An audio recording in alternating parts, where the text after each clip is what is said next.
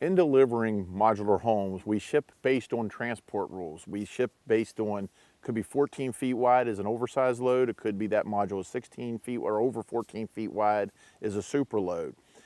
When we start getting larger, going from or oversized load to a super load incurs additional cost. It could require additional escorts. It could require additional expenses and permitting fees for moving the load. So many factories try to get around that by doing what they call flip eaves. That means they will take the eaves, flip them up. They will be on a hinge type assembly.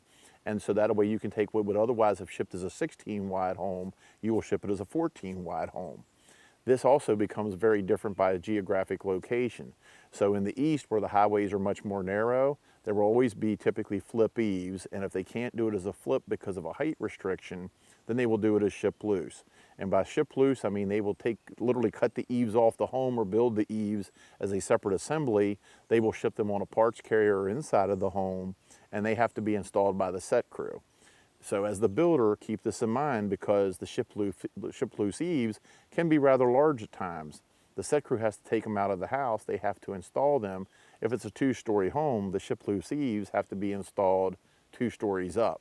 So there's an accounting for equipment on site. Do you need a man lift to be able to install the ship loose eaves?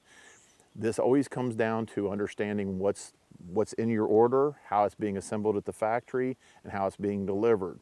That death by 1,000 cuts issue is prevalent everywhere, and you need to make sure that extra $800 to rent a man lift for a day or two is in your estimate. The additional time for the labor is accounted for in your estimate, because ship loose eaves add additional expense, not just the cost of the eaves to your order.